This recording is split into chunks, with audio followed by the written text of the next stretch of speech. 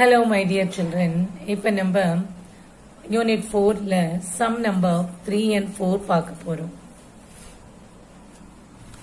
From the following information relating to partnership firm, find out the value of goodwill based on 3 years purchase of average profit of last 4 years. Last 4 years profit கொடுத்திருக்கு 2015, 16, 17, 18. 4 years குள்ள profit 10,000, 12,500. 12,000, 11,500. Average profit வேணும்னா என்ன செய்யணும்? Plus 10,000 plus 12,500 plus 12,000 plus 11,500 divided by 4. 4 ஆல divide பண்ணோம்னா நமக்கு average profit கிடைச்சிடும். கீழே அடுத்து என்ன கொடுத்திருக்காங்க? Business was looked after by a partner and his fair remuneration amounts to 1,500 per year. And the business, this amount was not considered in the calculation of above profits. அப்போ இந்த business ஒரு partner பார்த்திருக்கிறாரு. அவருக்கு remuneration that is salary 1,500 per year கொடுக்கணும். அந்த அமௌண்ட்டை இந்த ப்ராஃபிட்ல நம்ம include பண்ணவே இல்லை. அதாவது ப்ராஃபிட் கண்டுபிடிக்கும் போது இந்த ரெமினரேஷனை நம்ம பண்ணல, இதை பத்தி கன்சிடரே பண்ணலன்னு கொடுத்திருக்காங்க. அப்ப நம்ம என்ன செய்யணும்? இந்த ரெமினரேஷனை இப்போ மைனஸ் பண்ணணும். ஏன் ரெமினரேஷனை மைனஸ் பண்ணணும்? இது வந்து டெபினட்டா சேலரியில இருந்து இது ஒரு எக்ஸ்பென்ஸ் கொடுக்கும் பொழுது ப்ராஃபிட் குறையும். ஸோ மைனஸ் பண்ணணும். இப்போ நம்ம என்ன செய்யணும்னா ஆவரேஜ் ப்ராஃபிட் 10,000. ஃபர்ஸ்ட் ஆவரேஜ் ப்ராஃபிட்டுக்கு ஃபார்முலா எழுதுங்க. Total profit divided by number of years. அப்போ இந்த 4 ப்ராஃபிட்டையும் எழுதி 4ஆல டிவைட் பண்ணோம்னா 46,000 டிவைடட் பை 4 ஆவரேஜ் ப்ராஃபிட் 11,500 வருது. இதுல இருந்து நம்ம remuneration to the partner 1,500 per நம்ம மைனஸ் பண்ணலாம்.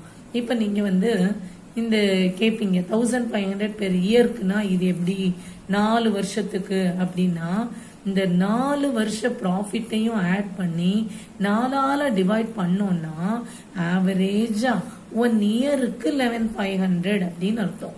இது வந்து 1 இயருக்கு ஆவரேஜா 11,500 ப்ராஃபிட். அப்ப அதுல இருந்து ஒரு தடவை நம்ம ரெமினரேஷனை மைனஸ் பண்ணிட்டாலே போதும். இது பெர் இயர் தான் கொடுத்துருக்கு, ரெமினரேஷன் பெர் இயர். ஸோ இதுவும் ஃபார் 1 இயர், இதுவும் 1 இயர். அந்த மாதிரி மைனஸ் பண்ணிட்டோம்னா நமக்கு ஆவரேஜ் ப்ராஃபிட் 10,000 வந்துடும். இப்போ குட்வில்க்கு ஃபார்முலா என்ன? Average profit into number of years purchase. Average profit 10,000 கொடுத்துருக்கு. Number of years purchase goodwill is based on 3 years purchase of அப்படின்னு இருக்கு. நம்ம எப்பயுமே இந்த இயர்ஸ் பர்ச்சேஸ் அந்த இடத்துல இருக்கிறது தான் நம்பர் ஆஃப் இயர்ஸ். அப்ப நம்பர் ஆஃப் இயர்ஸ் பர்ச்சேஸ்ல 3 போட்டோம், மல்டிப்ளை பண்ணிட்டு வர்ற ஆன்சரை ருபீஸ் எழுத மறந்துடாதீங்க. Goodwill is expressed in rupees. Goodwill 30,000 ருபீஸ்னு எழுதிடுறோம். புரிஞ்சிருச்சா?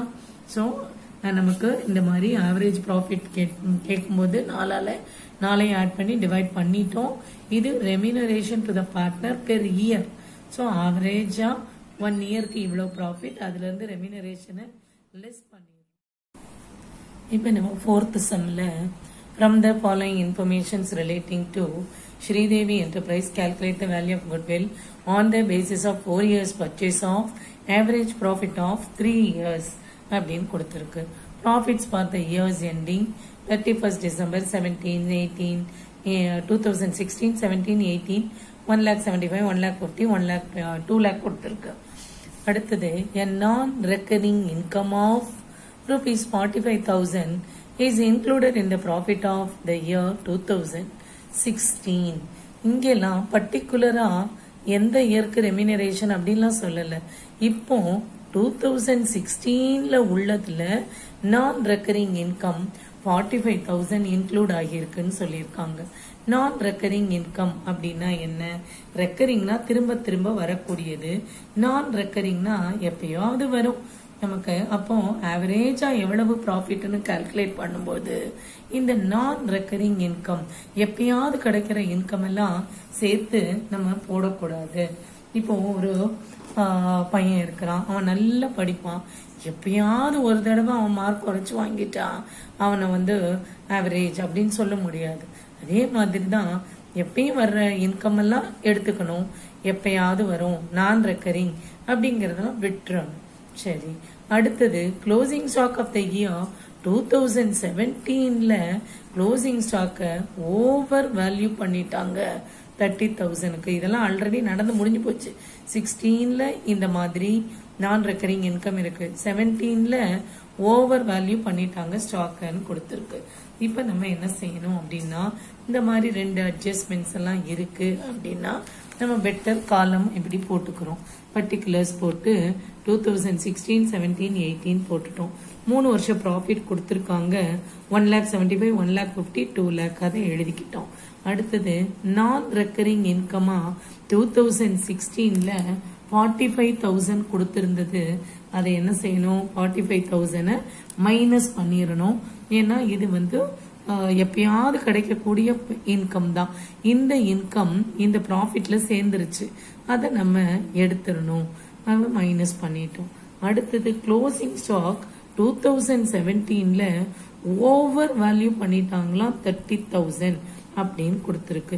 இப்ப இந்த க்ளோசிங் ஸ்டாக்க ஓவர் வேல்யூ பண்ணிருந்தாங்கன்னு கொடுத்தா அதை என்ன பண்றது அப்படின்னா மைனஸ் பண்ணணும். எப்பயுமே சம்மில் க்ளோசிங் ஸ்டாக்க ஓவர் வேல்யூவேஷன் அப்படின்னு கொடுத்தாங்கன்னா நம்ம இந்த க்ளோசிங் ஸ்டாக் ஓவர் வேல்யூவேஷன்ங்கிறது 2 இடத்துல வரும். இப்படி எப்படின்னு சொல்றேன். இப்போ க்ளோசிங் ஸ்டாக்க 2017ல ஓவர் வேல்யூ பண்ணிட்டாங்கன்னு வச்சுப்போம். அப்போ நம்ம ட்ரேடிங் அக்கௌண்ட் போடும்போது, ட்ரேடிங் அக்கௌண்ட் எழுதும்போது எப்படி எழுதுவோம், இது டெபிட் சைட், இது credit side. Trading profit and loss account போடும்போது டெபிட் சைடில் எப்பயும் எக்ஸ்பென்ஸ் எழுதுவோம், கிரெடிட் சைடில் இன்கம் எழுதுவோம். இப்போ க்ளோசிங் ஸ்டாக் இருந்தா பை க்ளோசிங் ஸ்டாக்னு போட்டிருப்போம் இல்லையா. இந்த க்ளோசிங் ஸ்டாக்க இன்கம் சைட்ல வரும். இந்த இன்கம் சைட்ல 30,000 அதிகமா எழுதிட்டோம்னு கொடுத்துருக்கு. இன்கம் சைட்ல நீங்க அதிகம் எழுதுனா என்ன ஆகும், ப்ராஃபிட்டை இன்க்ரீஸ் பண்ணிருக்கோம். ஏன்னா இது இன்கம். ஸோ இன்கம் சைடு அதிகமா எழுதி இருந்தோம்னா ப்ராஃபிட்டை அதை அதிகப்படுத்தி காட்டி இருந்திருக்கும். அப்போ இப்ப என்ன செய்யணும், அந்த ப்ராஃபிட்ல அந்த அமௌண்ட்டை குறைச்சிடணும். அதனால minus over valuation of closing stock 2017ல 30,000 குறைச்சிட்டோம். குறைச்சிட்டு இங்க நான் ரெக்கரிங் இருந்தபோது இங்கெல்லாம் ஒன்றும் சேஞ்ச் இல்லை, அதனால டேஷ் டேஷ் போட்டு அப்படியே கொண்டு வந்துட்டோம். இப்போ இங்க 30,000 இந்த இயர்ல குறைச்சிட்டோம். ஸோ இங்கெல்லாம் ஒன்றும் சேஞ்ச் இல்லை, அப்படியே வச்சுக்கிட்டோம். சரி, அடுத்தது இந்த க்ளோசிங் ஸ்டாக் எழுதணும் இல்லையா. இந்த க்ளோசிங் ஸ்டாக்கோட ஓவர் வேல்யூவேஷன் 2 இடத்துல வரும்.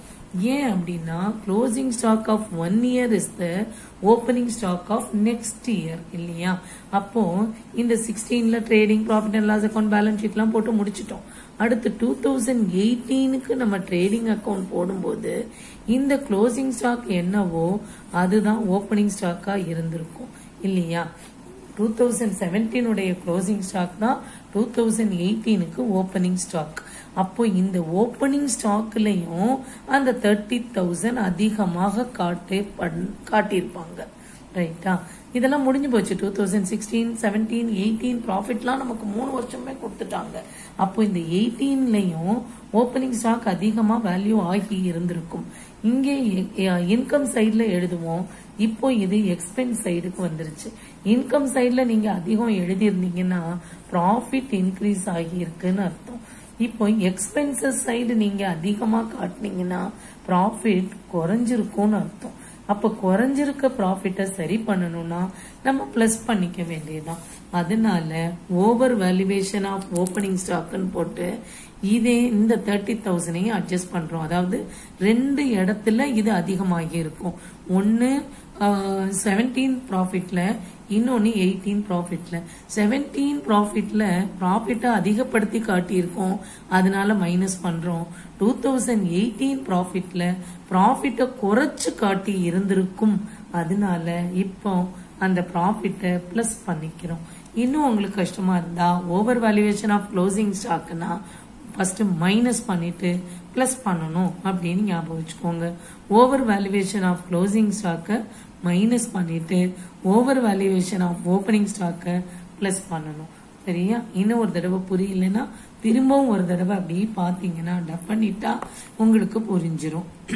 செகண்ட் டைம்லாம் பார்க்கும்போது டெஃபினட்டா புரியும்.